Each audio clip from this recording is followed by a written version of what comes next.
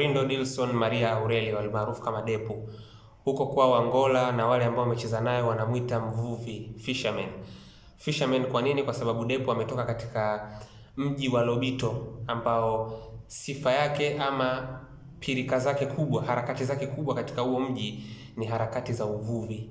Kwa hiyo huko ndiko alikozaliwa Depu, na hata katika maisha yake ya soka hili jina la mvuvi limetembea naye kwa kiasi kikubwa sana, kwa maana ya fisherman. Sasa kupitia video hii, kupitia jukwaa langu, nataka nijaribu kupitia kwenye ripoti za maskauti ambao walikuwa wanakiangalia kiwango cha Laurindo Dilson Maria Aurelio kwenye michuano ya Kosafa na hata kwenye maeneo tofauti tofauti ambayo amewahi kucheza, na tujaribu kuangalia sifa yake kama mchezaji na ni nini ambacho labda kinaweza kikawa kinahusiana na huu mwanzo mzuri ambao amekuwa nao ndani ya klabu ya Young Africans.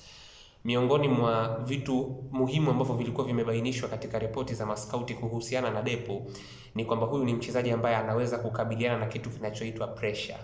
Yaani unajua kuna wachezaji ambao automatically mazingira yenye uhitaji, panapokuwa na pressure, panapokuwa na kuhitajika kwa mchezaji kusimamika na kuhesabiwa, hizi ni situation ambazo Depu analala na kuishi nazo kila siku, kwa sababu unapomzungumzia Depu unamzungumzia mfungaji bora wa muda wote kwenye michuano ya kusini mwa Afrika inayohusisha mataifa kutoka katika ukanda wa kusini mwa Afrika kwa maana ya Kosafa.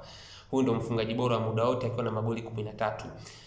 Kupitia ile ripoti kupitia ripoti mbalimbali ambazo zilikuwa zinaandaliwa na maskauti wakati Depu anaiwakilisha timu yake ya taifa ya Angola kwenye hii michuano, kitu ambacho kilikuwa kinabainishwa kama sifa kubwa sana ya Depu ni uwezo wake wa kuwa na impact ya haraka.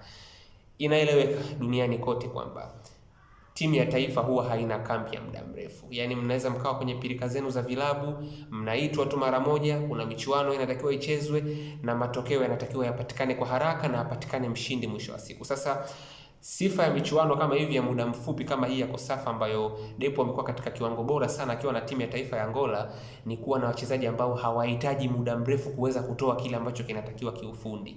Yaani ni issue ya plug and play, kwamba unachukuliwa, unawekwa, kitu kinawaka. Yaani kwamba hivyo ndo inavyotakiwa, na ndivyo ambavyo walimu wa timu za taifa huwa wanataka kwa kiasi kikubwa sana, kwamba hatuangalii nani yuko kwenye form, tunaangalia ni nani ambaye anakwenda kupika wakati michuano inaanza, kwa sababu ni michuano ya muda mfupi, ni mechi chache, impact yako inatakiwa ipatikane kwa haraka.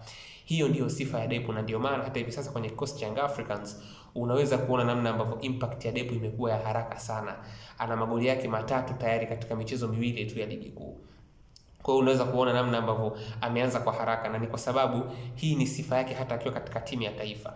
Lakini kwa faida tu ya wewe ambao unanitazama, kwa wale ambao pengine walikuwa hawafahamu na walikuwa wanaambiwa vitu vingi kuhusu safari ya Depu alipokuwa katika bara la Ulaya, hususan katika nchi ya Ureno, hii impact ya haraka ambayo Depu anaweza kuileta kwa haraka kwenye timu, iwe ni kwenye timu ya taifa, iwe ni kwenye club level, hata Ulaya alipoenda aliipeleka. Msimu wa 23-24, msimu wake wa kwanza akiwa amejiunga na klabu ya FC Gil Vicente ya pale Ureno, mchezo wake wa kwanza aliofanikiwa kuanza, ama mechi zake 3 za kwanza alizofanikiwa kuanza, zote alifunga back to back.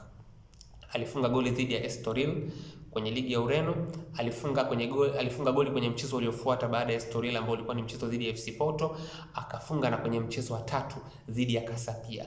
Dhidi ya Estoril, dhidi ya FC Porto, dhidi ya Casapia, back to back kwenye mechi 3 ambazo Depu aliaminiwa na kuanza. Huyu Depu ambaye kuna stories zinazungumzwa kwamba unajua hakufanya vizuri, pengine kwenye long run kulikuwa kuna changamoto za majeraha na kila kitu, lakini kwenye nyakati ambazo mwalimu wa timu ya Gil Vicente alikuwa anamwamini Depu kwenye mechi za ligi kuu ya Ureno, alikuwa ana deliver. Alifunga back to back kwenye mechi 3 kabla ya kuja kupata injury ya nyama za paja ambayo ilimweka nje kwa mechi takriban 15.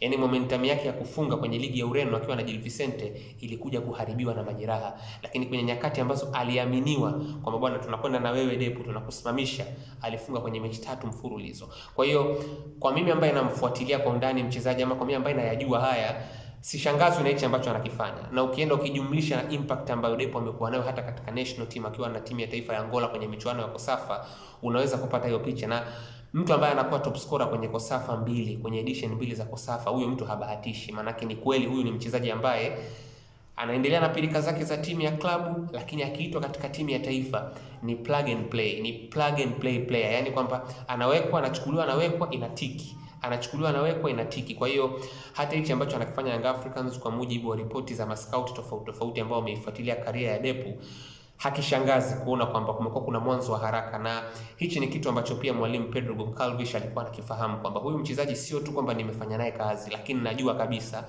akija hapa, kwa kuwa nimewahi kufanya naye kazi na kwa sifa yake ninayoijua, huyu ni mchezaji ambaye anakuja kuwa na impact ya haraka. Na miongoni mwa sifa zake zingine pia, Depu ni mchezaji ambaye anafunga magoli yenye maamuzi kwenye nyakati ambayo timu yake inahitaji goli la kufungulia mchezo au goli la kwenda kuwatoa mchezoni wapinzani. Ndio unachokwenda kukiona mwisho wa siku, yanapatikana magoli ya kwanza na ya pili kutokea kwake. Tayari ile ni game changer, maana Young Africans wanakuwa kwenye uongozi.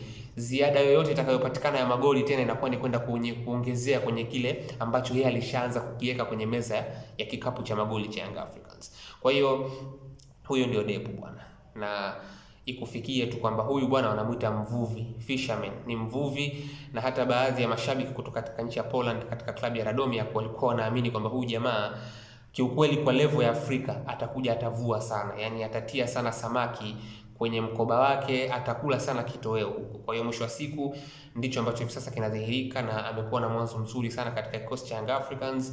Pasi ya usaidizi moja, magoli 3 kwenye michezo miwili, manake ni 4 goal involvements in 2 games. Mwanzo mzuri kwa mshambuliaji mpya wa Young Africans.